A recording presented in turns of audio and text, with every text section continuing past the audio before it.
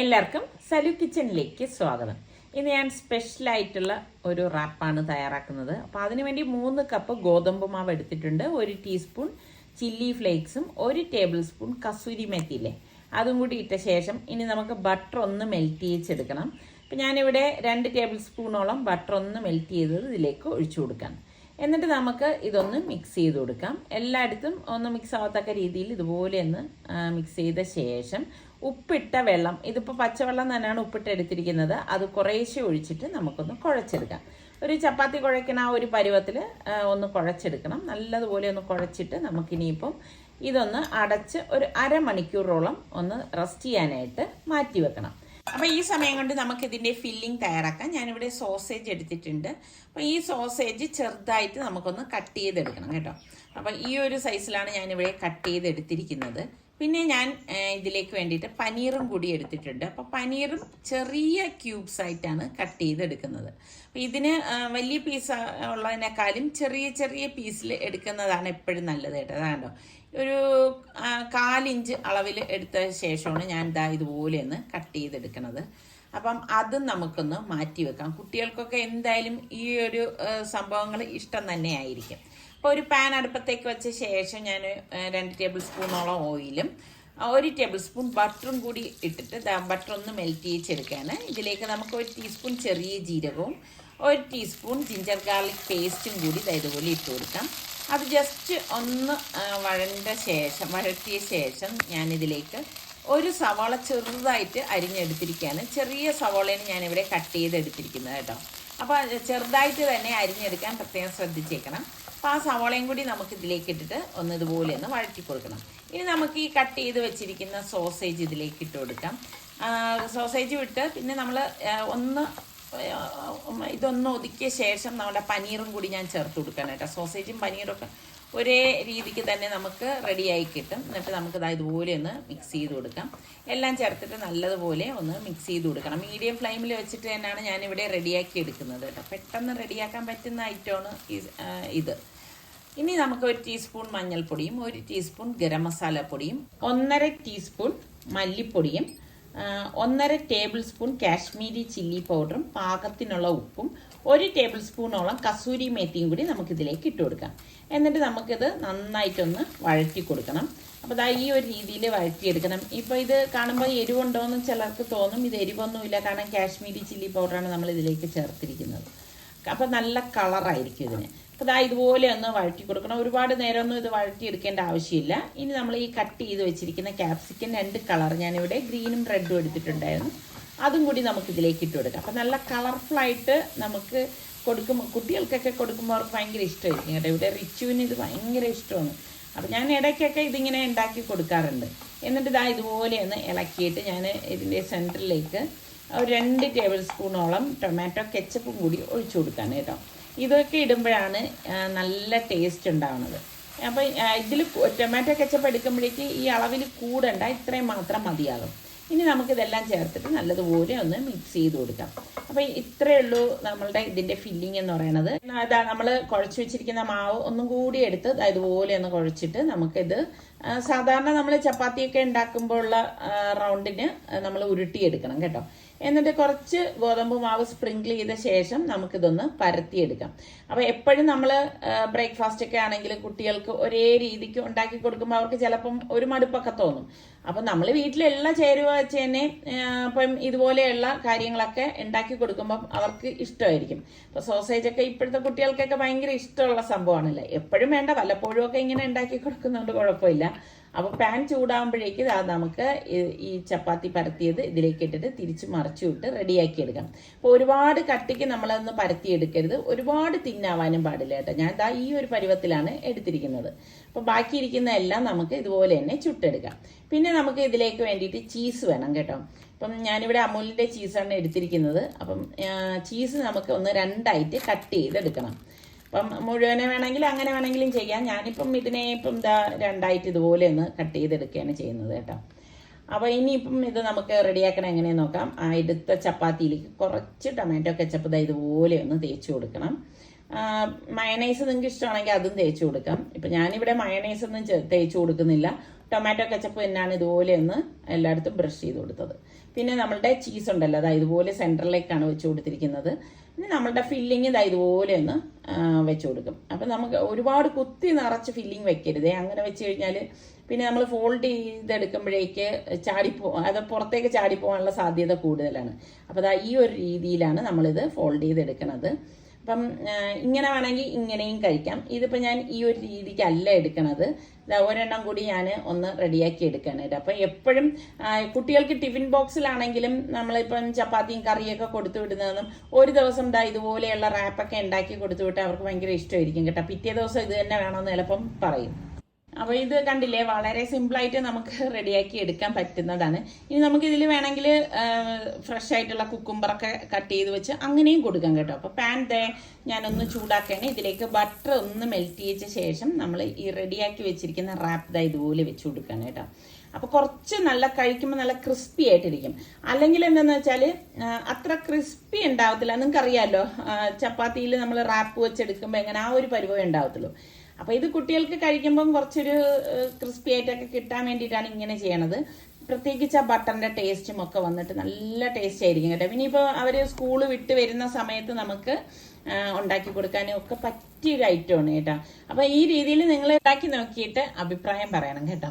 ഉറപ്പായിട്ടും ഇവർക്കൊക്കെ ഇഷ്ടപ്പെടുന്ന ഐറ്റം തന്നെ ആയിരിക്കും. ഇപ്പം വലിയവർക്കാണെങ്കിൽ നമ്മൾ പിന്നെ വേറെ കറികളൊന്നും ഉണ്ടാക്കേണ്ട കാര്യമില്ല. ഈ ഒരു രീതിയിൽ നമുക്ക് കഴിക്കാവുന്നതാണ്.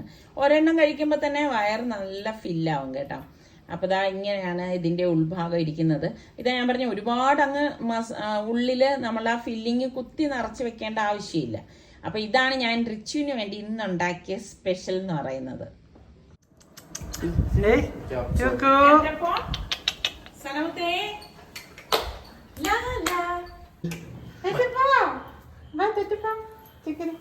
അങ്ങനെ രാത്രി ആയപ്പോഴേക്കും ഞങ്ങൾ ഇതാ പുറത്തേക്ക് പോവാണ്. അപ്പൊ റിച്ചുവിന് വേണ്ടിയിട്ടാണ് ഇന്നത്തെ ഷോപ്പിംഗ് കേട്ടാ. അങ്ങനെ സനം മോള് റെഡിയായി വന്നിട്ടുണ്ട്.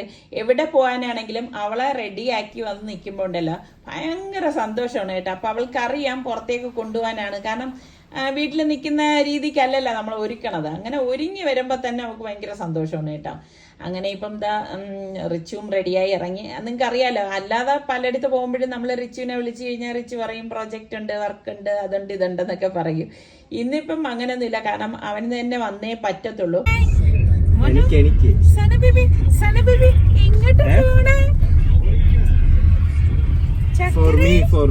അങ്ങനെ നമ്മുടെ റിച്ചുവിന് കുറച്ച് ടീഷർട്ട്, പാൻസ് ഇങ്ങനെയൊക്കെയുള്ള കുറച്ച് കാര്യങ്ങളൊക്കെ എടുക്കണം. അതുകൊണ്ടാണ് നമ്മളിപ്പം ഇറങ്ങിയത്. അപ്പം ഞാൻ പകല് മോൻ്റെ അടുത്ത് പോയി എടുക്കാൻ പറഞ്ഞ അവൻ അങ്ങനെ പോകത്തില്ല കേട്ടോ. അവന് പോകുമ്പോൾ ഇതുപോലെ സൽമാനിക്ക, ഭാബി, വാപ്പ, ഉമ്മ ഇവരെല്ലാം കൂടെ വരണം എന്ന് അവങ്ങളുടെ നിർബന്ധമാണ് കേട്ടോ. നിർബന്ധം പിടിക്കും കൊച്ചു കുട്ടികളെ കണക്ക്. അപ്പം പിന്നെ നമ്മൾക്ക് പിന്നെ വൈകുന്നേരം പിന്നെ ഫ്രീ ആണല്ലോ, വേറെ കാര്യങ്ങളൊന്നുമില്ല. പിന്നെ അവൻ അത്രയും നിർബന്ധം പറയുമ്പം നമ്മൾ പോയില്ലെങ്കിൽ അത് വിഷമല്ലേ. അങ്ങനെ ഇപ്പോൾ ഇതാ ഇവിടെ വന്നാലും പോരേട്ടോ. അവന് സെലക്ട് ചെയ്തൊക്കെ കൊടുക്കണം. അവൻ കുറച്ച് എടുത്തോണ്ട് വരും കേട്ടോ. അതിൽ നിന്ന് നമ്മൾ സെലക്ട് ചെയ്ത് കൊടുത്താൽ മതി. അപ്പോൾ അവനിങ്ങനെ നോക്കാണ്. അപ്പോൾ ആ സമയം ഞാൻ സനമോളെയും കൊണ്ട് നിന്നതാണ് കേട്ടോ. അപ്പം അവന് ഇഷ്ടമുള്ള, ഞാൻ എപ്പോഴും മക്കളുടെ അടുത്ത് പറയുന്ന ഒരു കാര്യം, നിങ്ങൾക്ക് മനസ്സിനിണങ്ങിയത്, നിങ്ങൾക്ക് ഇഷ്ടപ്പെടുന്നത് മാത്രം നിങ്ങൾ എടുത്താൽ മതി. കാരണം മറ്റുള്ളവരുടെ ഇഷ്ടം അവിടെ നോക്കേണ്ട കാര്യമില്ല. നിങ്ങളാണ് അത് ഉപയോഗിക്കുന്നത്. അപ്പം നമുക്ക് മനസ്സിന് ഇണങ്ങിയത്, മനസ്സിന് ഇഷ്ടപ്പെട്ടത് വേണ്ടേ എടുക്കാനായിട്ട്. എന്നാലും അവൻ വന്നിട്ട് ഉമ്മ ഇതെനിക്ക് ചേരോ, ഇത് കൊള്ളാവോ എന്നൊക്കെ. എനിക്കങ്ങനെ കുറേ നോക്കി നിന്നപ്പോൾ കാല് കഴിച്ചിട്ട് ഞാൻ അവിടെ വന്ന് ഇങ്ങിരുന്നതാണ് കേട്ടോ.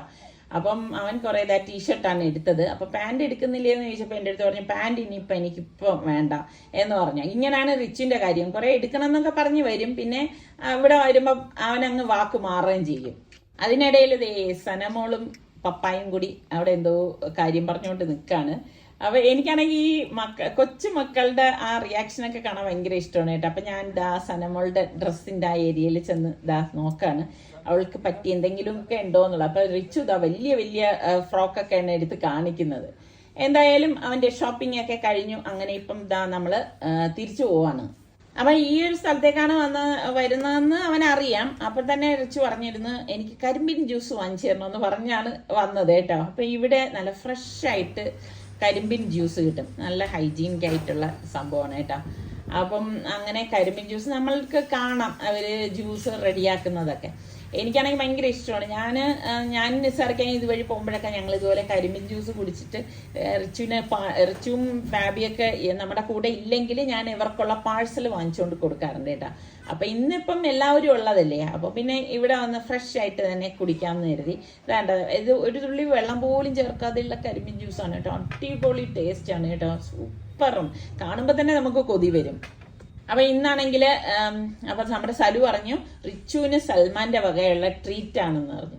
അങ്ങനെ ഇപ്പം ഒരു പുതിയ സ്ഥലത്തേക്കാണ് സൽമാൻ ഞങ്ങളെ കൂട്ടിക്കൊണ്ടുപോയത് കേട്ടോ. അപ്പം സൽമാൻ ഇങ്ങനെയാണ് ഒരു വെറൈറ്റിയൊക്കെ അന്വേഷിച്ച് കണ്ടെത്തി അവിടെ കൊണ്ടുപോകുന്ന ഒരാളാണ് കേട്ടോ. ഇപ്പം പിന്നെ സൽമാന് തീരെ സമയമില്ല. ഇന്നിപ്പോൾ ഉള്ള സമയത്തിലാണ് സൽമാൻ ഇതൊക്കെ കാണിക്കുന്നത്. അങ്ങനെ ഇവിടെ വന്നപ്പോഴേക്ക് ഇതാ ഗ്രില്ലും കബാബും ഇങ്ങനെയുള്ള വെറൈറ്റി ഐറ്റംസ് ഒക്കെ ഉള്ള സ്ഥലമാണ് കേട്ടോ. അപ്പോൾ ഇവിടെ നിൽക്കുമ്പോൾ തന്നെ നല്ല മണമാണ് കേട്ടോ. ഇതൊരു ഓപ്പൺ സ്പേസിലാണ് ഈ ഒരു റെസ്റ്റോറൻറ്റ് കേട്ടോ. നല്ലൊരു ആംബിയൻസ് ഒക്കെ ഉണ്ട്, ഒരു അരണ്ട വെളിച്ചവും ഒക്കെ ആയിട്ട്. ഞാൻ ഫസ്റ്റ് ടൈമാണ് ഇവിടെ വരുന്നത് കേട്ടോ. അങ്ങനെ ഇപ്പം സലു പറഞ്ഞു, സലു ആണ് ഓർഡറൊക്കെ കൊടുത്തത്. അപ്പോഴേക്കുണ്ട് സനമോള് ഇവിടെ ഇരുന്ന് ഓരോ കാര്യങ്ങളൊക്കെ അവൾ ആ ലൈറ്റൊക്കെ കണ്ടിട്ട് ഇങ്ങനെ നോക്കുകയാണ് കേട്ടോ. അപ്പം ഇതുപോലെയുള്ള ഐറ്റംസ് ഒക്കെയാണ് നമ്മൾ വാങ്ങിയത് കേട്ടോ. നല്ല അടിപൊളി ടേസ്റ്റ് തന്നെയായിരുന്നു കേട്ടോ. എപ്പോഴും നമ്മൾ ഒരുപോലത്തെ ഫുഡ് കഴിക്കുന്നതെന്ന് ഇടയ്ക്കൊക്കെ ഇതുപോലെയുള്ള വെറൈറ്റി കഴിക്കുമ്പോൾ ഭയങ്കര ഇഷ്ടമാണ്. സനമോൾ അവിടെ നോക്കുന്നുണ്ട്. പിന്നെ ഇതുപോലെയുള്ള ഐറ്റംസ് ഒന്നും നമ്മൾ മോൾക്ക് അങ്ങനെ കൊടുക്കാറൊന്നുമില്ല കേട്ടോ. ഇത് കുറച്ച് സിറ്റിംഗ് കപ്പാസിറ്റി ഒക്കെ ഉള്ള ഒരു റെസ്റ്റോറൻ്റ് ആണ് കേട്ടോ. പക്ഷേ അവിടുത്തെ ഫുഡെല്ലാം നല്ല ടേസ്റ്റി ഉണ്ടായിരുന്നു കേട്ടോ. അങ്ങനെ ഇപ്പം ഫുഡെല്ലാം കഴിച്ചു കഴിഞ്ഞു. ഇനിയിപ്പം വേറെ പ്രത്യേകിച്ചൊന്നുമില്ല, നേരെ വീട്ടിലേക്ക് പോകണം. അപ്പം ഇന്നത്തെ ദിവസം ഈ പറഞ്ഞ മാതിരി കുറച്ച് നല്ല തിരക്കും കാര്യങ്ങളൊക്കെ ആയിരുന്നു കേട്ടോ. പിന്നെ അതുകൊണ്ടാണ് എനിക്ക് പിന്നെ നിങ്ങൾക്ക് ലഞ്ച് ഉണ്ടാക്കുന്നതും ഒന്നും ഷെയർ ചെയ്യാൻ പറ്റാതിരുന്നത്. കാരണം നമ്മൾ ഈ തിരക്കുള്ള ദിവസങ്ങളിൽ നമ്മൾ ഷൂട്ടും കാര്യങ്ങളൊക്കെ ആയിട്ട് നിൽക്കുമ്പോൾ അതിനായിട്ട് തന്നെ ഒരുപാട് സമയം നമ്മൾ സ്പെൻഡ് ചെയ്യണം. അപ്പം അതിനുള്ള നേരം എനിക്കില്ലായിരുന്നു എന്ന് തന്നെ പറയാം. ഇതാണ് നമ്മളുടെ ഇന്നത്തെ പ്രഭാതം. അപ്പം ചില ദിവസങ്ങൾ ഇങ്ങനെയാണ്, അത്ര നല്ല കാഴ്ചകളൊന്നും നമുക്ക് ഇവിടെ കാണാൻ പറ്റത്തില്ല. കൊച്ച പോവല്ല ഇന്ന്, കൊച്ച പോവിന്ന്, കൊച്ചേ വേണ്ടേ, ഒരുങ്ങട്ടെ.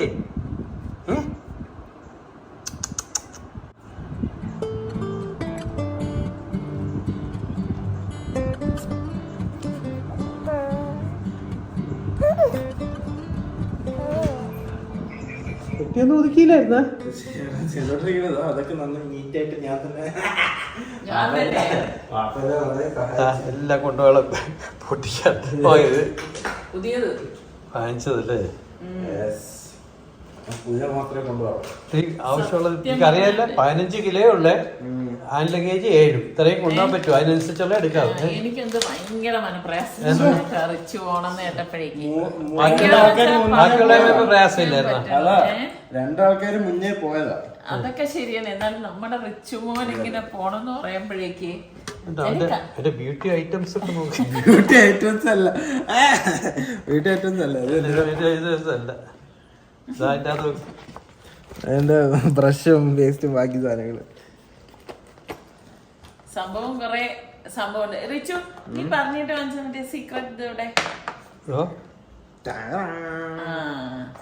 ഈ സംഭവം നമ്മള് സൗദിന്ന് വാങ്ങിച്ചോണ്ട് വന്നതാണ് കേട്ടോ. ഇത് കിട്ടാൻ വേണ്ടിയിട്ട് ഒരുപാട് പാടുപെട്ട് നമ്മുടെ നസീമയും ഹസ്ബൻഡും ഒക്കെ വന്നപ്പോഴാണ് അവരാണ് എന്നെ ഈ ഒരു ഷോപ്പിലേക്ക് കൊണ്ടുപോയത്. ഓൺലൈനിൽ നോക്കിയപ്പോ അവിടെ ഉണ്ട്. പക്ഷെ നമുക്ക് ജിദ്ദയിലേക്ക് പോകാൻ പറ്റത്തില്ലല്ലോ. ഞാൻ പഠിച്ച അടയ്ക്ക് ചേട്ടാ, അല്ല നീ നിന്റെ വെച്ച് നടക്കും തോന്നില്ല. അല്ല, രുചി എവിടെ പോണെന്നുള്ള കാര്യമൊന്നും പറഞ്ഞില്ലല്ലോ. ബാംഗ്ലൂരിൽ അവൻ പറയില്ലാന്ന് പറഞ്ഞിരിക്കുകയാണ്. ഇപ്പൊ പറയല്ലേ. പക്ഷെ അവന് TCSE വന്നു, പക്ഷെ അവൻ എടുത്തില്ല. അവൻ തന്നെ കോളേജിൽ നിന്ന് പ്ലേസ്മെന്റില് TCS കിട്ടിയായിരുന്നു, അവൻ റിജക്ട് ചെയ്തു. പക്ഷേ റിസ്വാൻ അവന് ഇൻട്രസ്റ്റ് ഉള്ള ഫീൽഡ് അല്ല അത്, വന്നില്ല. എന്നിട്ട് റിസ്വാൻ അല്ലാതെ അപ്ലൈ ചെയ്ത് അവന് ഇഷ്ടമുള്ള ഒരുപാട് ഇന്റർവ്യൂസും കാര്യങ്ങളും ഒക്കെ കഴിഞ്ഞു. ആ ഇന്റർവ്യൂ തന്നെ എത്ര 4 സ്റ്റേജ് അല്ലേ? 1 മാസം എടുത്തു. ആ ഇന്റർവ്യൂ അപ്പം അതൊക്കെ ഫൈനൽ ആയ ശേഷം പറയാന്ന് വിചാരിച്ച് അങ്ങനെ ഇപ്പൊ നമ്മുടെ ജോയിൻ ചെയ്തിട്ടേ പറയുള്ളൂ. വേണ്ട, നമ്മൾ നിർബന്ധിക്കില്ല. റിസ്വാന് ജോബായി. അൽഹംദുലില്ലാ. നിങ്ങൾ എല്ലാവരും ദുആ ചെയ്യണം. അത് പറഞ്ഞില്ലല്ലോ, എല്ലാരും ദുആ ചെയ്യണം. എല്ലാവരും തിരിച്ചു പറയും നിങ്ങൾ എനിക്ക് വേണ്ടി ദുആ ചെയ്യണം, ദുആ ചെയ്യണം. പിന്നെ അവരൊക്കെ ദുആ കൊണ്ട് തന്നെ നിനക്ക് ജോലി കിട്ടും. അതെ എന്താ ഇന്റർവ്യൂ തന്നെ കിട്ടാൻ കാര്യം എല്ലാവരും ദുആറിനോണ്ടാ. പിന്നെ ഞാൻ വിചാരിച്ചു ഇതൊക്കെ എല്ലാം പയ്യെ പറയാം, ബിക്കോസ് എല്ലാ കാര്യങ്ങളും ഞാൻ അറിഞ്ഞിട്ടുള്ളതെന്ന് വെച്ചാൽ എല്ലാ നല്ല കാര്യങ്ങളും നടന്ന ശേഷമേ പറയാവുന്ന. അങ്ങനെയുണ്ട്. നമ്മള് ചുമ്മാ പറഞ്ഞ അത് അങ്ങനെ ഏക്കില്ല. ഇപ്പൊ ഞാൻ വിചാരിക്കും നാളെ ഫുഡിന്റെ വിളിച്ചിരിക്കുക, എന്നിട്ട് ഞാൻ എല്ലാരും വിളിച്ചിട്ട് അവസാനം പറയാം ഫുഡ് കഴിക്കാനാണ്, ഇതാണ് കാര്യം എന്ന് പറഞ്ഞിട്ട് അവസാനം നോക്കുമ്പോ കട അടച്ച എന്ത് ചെയ്യും, ഫുഡ് കിട്ടൂലല്ലോ.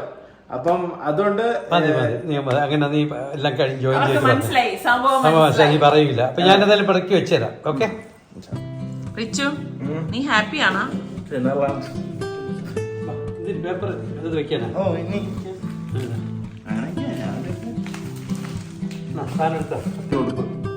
കവറിലാക്കണ്ടേ? അത് ഓഫീസിലിടാ. നിങ്ങക്ക് ഷർട്ട് ഇടണം എന്നൊന്നില്ലേ? ഷർട്ട് ഇല്ല, അത് അങ്ങനത്തെ കമ്പനി.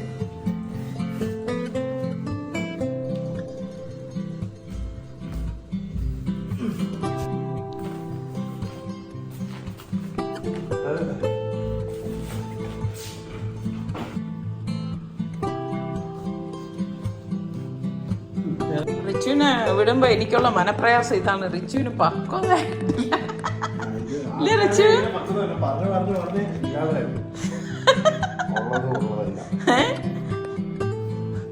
റിച്ചു ഇപ്പോഴും എന്റെ മുന്നിൽ ഒരു കൊച്ചുകുട്ടി. പടച്ചോനെ 15 കിലോയേ ഉള്ളൂ കൂട്ടാ. 15.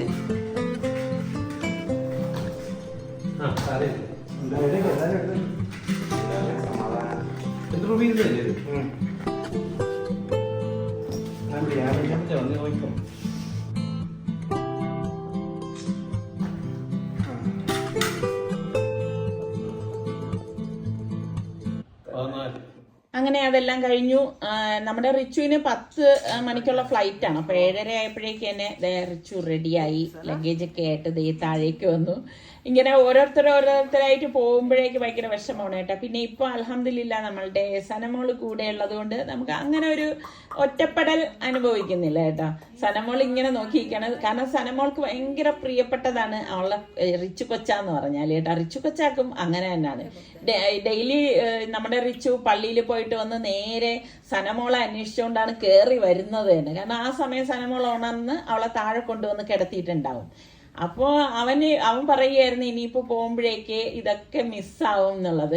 അപ്പം അവന് ഭയങ്കര ഒരു പ്രയാസവും കാര്യങ്ങളൊക്കെ ഉണ്ട്. സംഭവം ബാംഗ്ലൂരാണെങ്കിലും ഫസ്റ്റ് ടൈം അല്ല ഇങ്ങനെ ഒരു ഇതായിട്ട് പോകുന്നത്. അപ്പോൾ സലുവിന് അത്യാവശ്യം വേറെ കുറച്ച് കഴിഞ്ഞിട്ട് വേറെ എവിടെ പോകാനുണ്ടെന്നും പറഞ്ഞിട്ടുണ്ടായിരുന്നു. അങ്ങനെ ഇപ്പോൾ സനമോൾക്ക് യാത്ര പറയാണ്. ഞാൻ ശ്രദ്ധിക്കുന്നത് സലൂനെയാണ് കേട്ടോ. അപ്പൊ റിച്ചു പോണെന്ന് കേട്ടപ്പോഴേ ഇതിനു മുൻപേ സലൂന് ഭയങ്കര സങ്കടം. സലു കൊച്ചു കുട്ടികളെ പോലാണ് കേട്ടോ. ഭയങ്കര സങ്കടമാണ്. അതൊന്നും അവന് അടക്കാൻ പറ്റാത്തത് പോലാണ് കേട്ടോ. സാധാരണ നിങ്ങൾക്ക് അറിയാലോ എയർപോർട്ടിലൊക്കെ വരുന്ന ആളാണ്. പക്ഷെ ഇന്നിപ്പോ സലു പറഞ്ഞ് അവന് വേറൊരു ആവശ്യം ഉണ്ടെന്ന് പറഞ്ഞിട്ട് അവൻ പറഞ്ഞ് അവൻ എയർപോർട്ടിലേക്ക് വരുന്നില്ല എന്നാണ് പറഞ്ഞത്. വേറൊന്നുമല്ല കേട്ടോ, അവനെ യാത്ര അയക്കാൻ അവന് പറ്റുന്നില്ല, അത്രേ ഉള്ളൂ. അതാണ് വരാത്തതെന്നുള്ള കാര്യം ഞങ്ങൾക്ക് നന്നായിട്ട് അറിയാം. അങ്ങനെ ഇപ്പം ഇനിയിപ്പോൾ നമ്മൾ നേരെ എയർപോർട്ടിൽ തന്നെ പോകേണ്ടത്. അപ്പം ഞാൻ ആലോചിക്കായിരുന്നു കേട്ടോ, മക്കളൊക്കെ എത്ര പെട്ടെന്നാണ് വളരുന്നത്. ഇപ്പം റിച്ചുവിൻ്റെ കാര്യം എടുത്താൽ ഇന്നലെ സ്കൂളിൽ കൊണ്ട് ചേർത്തതുപോലാണ് എനിക്കുണ്ടാകുന്ന ഒരു ഫീലെന്ന് പറയുന്നത് കേട്ടോ. അപ്പം എല്ലാവർക്കും അങ്ങനെ തന്നെ ആയിരിക്കും. മക്കളെയൊക്കെ നിങ്ങളൊന്ന് ഓർത്ത് വയ്ക്കുക. ഓരോ മക്കൾ ജോലിക്ക് പോകുമ്പോഴും അവരെ നമ്മൾ സ്കൂളിൽ വിടുമ്പോഴും അല്ലെങ്കിൽ പിന്നെ അവർ കോളേജിലാവുമ്പോഴും ഒക്കെ ഈ ഒരു ചിന്ത തന്നെയല്ലേ. റിച്ചു ഹാപ്പി? ഹാപ്പിയാണ്. എന്നാലും ഉമ്മയായിട്ട് പോണേൽ സങ്കടമുണ്ട്. അത് ചുമ്മാ നീ നമ്പർ ഇറക്കണം. അല്ല ശരിക്കും അത് നീ ഹോസ്റ്റലിലായിരിക്കുമ്പോ അമ്മ അവിടെ ഇല്ലല്ലോ. അത് തന്നെ. അപ്പൊ തന്നെ ഞാൻ മറ്റേ ആഴ്ച വരുമല്ലോ. ഇനി അങ്ങനെ ആവണമെന്നില്ലല്ലോ. എന്തായാലും ഒരു നല്ല കാര്യത്തിന് പോകുന്നതുകൊണ്ട് കുഴപ്പമില്ല. എല്ലാരും നമ്മുടെ റിച്ചു മോന് വേണ്ടി ദുആ ചെയ്യണം അല്ലേ?